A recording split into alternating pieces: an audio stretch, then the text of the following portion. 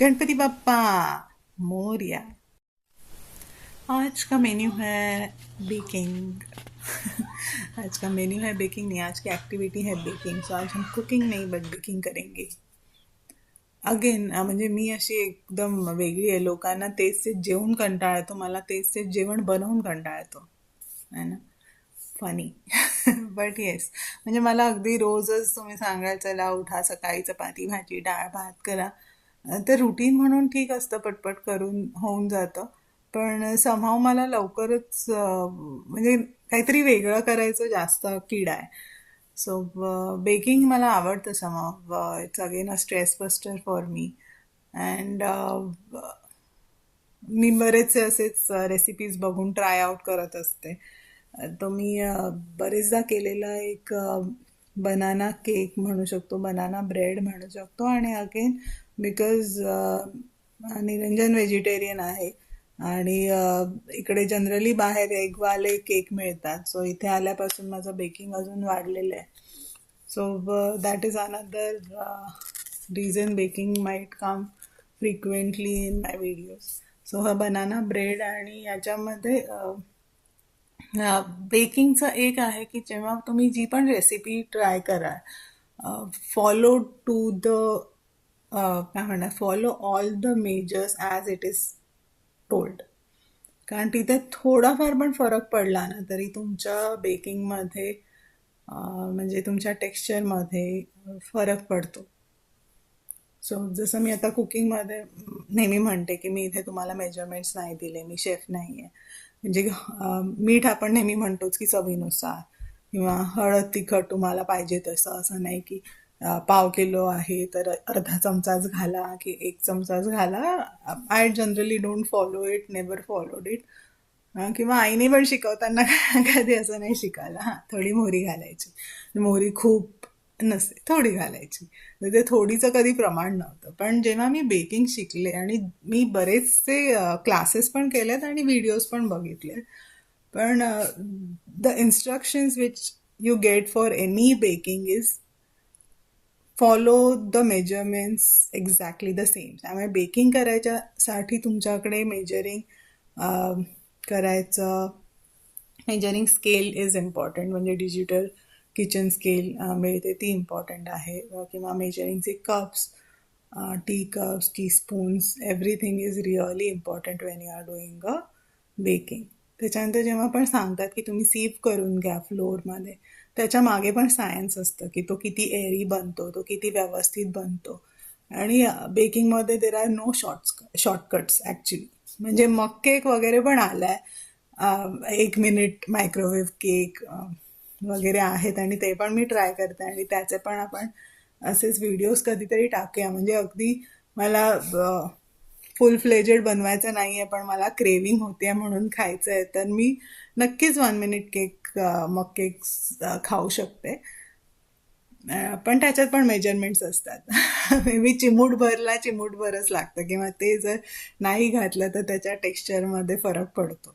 So yes, going back to banana cake, मी इथे डिस्क्रिप्शनमध्ये ज्याची रेसिपी फॉलो केली आहे त्याचा लिंक दिली आहे, कारण it is a reference to her recipe.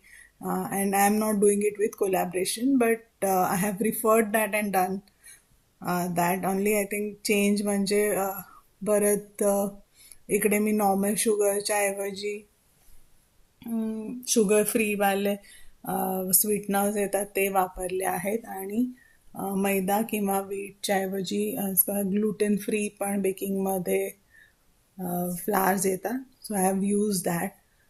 Banana bread किंवा banana cake, whatever you call it. So ते बनवण्यासाठी जे बनानास घेतो तर ते चांगले राईप बनानास घ्या, म्हणजे कच्चे नको. जसे जसा बनाना राईप होतो म्हणजे पिकत जातो, त्याची गोडी छान वाढते. सो त्याला ऑटोमॅटिकली त्याचा स्वतःचा एक स्वीटनेस असतो, तर तुम्हाला शुगर पण कमीच घालायला लागते. सो आणि मला हे टी टाईम केक्स खूप आवडतात. So carrot cake, banana cake, आपण लेमन केक असे करूया काही काही. सो आजचा फर्स्ट बनाना केक हा मी बरेचदा बनवला आहे, पण मी नॉर्मल शुगर आणि मैदा वापरून बनवला आहे.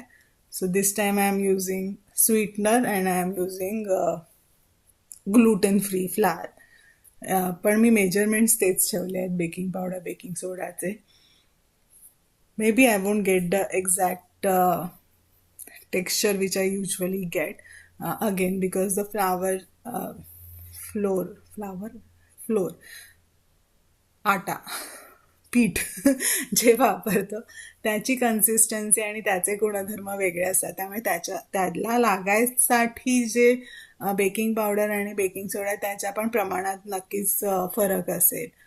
बट तो मी आता इथे चला मला कुणाला बाहेर नाही द्यायचा आहे. It's for my own consumption. I mean my घरच्या घरी खायचं आहे. सो 19-20 चलता है असं करून I am following the measurements. I have change the flour आणि दॅट्स इट.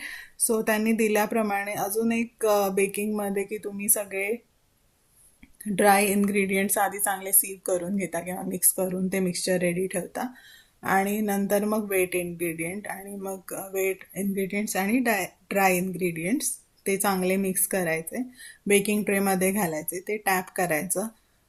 आता प्रत्येकाच्या ओव्हनचे अगेन प्रकार वेगळे असतात. टेम्परेचर आणि हीटचा प्रकार वेगळा असतो. त्यामुळे त्याला लागणारा वेळ हा प्रत्येक ठिकाणी वेगळा असतो. आता इथे मला तो त्या सेटअप बरोबरच मिळालेला मोठा ओव्हन आहे आणि याच्यात बेकिंग मस्तच होतं.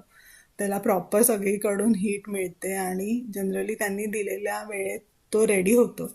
पण जेव्हा छोटा आपल्याकडे कन्व्हेक्शन असतो किंवा वेगळा ओव्हन असेल तर you should follow the timing.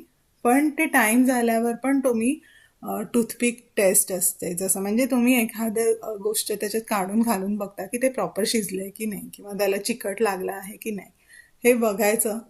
नसेल तर मग थोडा अजून वेळ तुम्ही ते ॲडजस्ट करून ठेवायचं.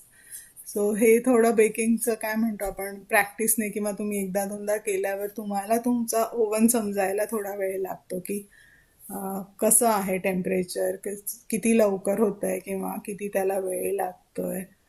तर ह्या गोष्टी थोड्या मॅटर करतात. आणि दुसरं बेकिंगमध्ये प्रीहीट करणं जो प्रकार असतो तो पण खूप इम्पॉर्टंट असतो. की तुम्ही म्हणजे जनरली आपण असं बेकरीमध्ये बघतो की भट्टी आधी चालू असते. भट्टी चालू असते म्हणजे काय की तो एक गरम एन्व्हायरमेंट ऑलरेडी रेडी असतं आणि मग त्याच्यामध्ये पाव बनवायला ठेवतात किंवा केक करायला ठेवतात. सो तो प्रीहीट जो प्रकार आहे ते तुमचं म्हणजे भट्टी सुरू करणं म्हणजे ती गरम एन्व्हायरमेंट त्या तेवढ्या टेम्परेचर पासूनच तुमचं कुकिंग सुरू होतं. सो म्हणून मग प्रीहीट करायचं and then you put this mixture into the oven आणि छान तो वेळ द्या. त्याच्यानंतर झाल्यावर पण लगेच कट करायला जाऊ नका. त्याला तेवढा कुलिंगचा छान वेळ द्या आणि तो कूल झाल्यावर मग कट करा आणि एन्जॉय. सो मी जी रेसिपी नेहमी फॉलो करते जी अगदी व्यवस्थित होते आणि व्हेज मध्ये ऑप्शन आहे ती नक्कीच तुम्ही ट्राय करा आणि मला सांगा की कसं झाला तुमचा एक्सपिरियन्स किंवा तुमचे बेकिंगचे काही टिप्स असतील तरी पण नक्कीच इथे शेअर करा सगळ्यांबरोबर. And enjoy baking also. So या बाय, सी यू.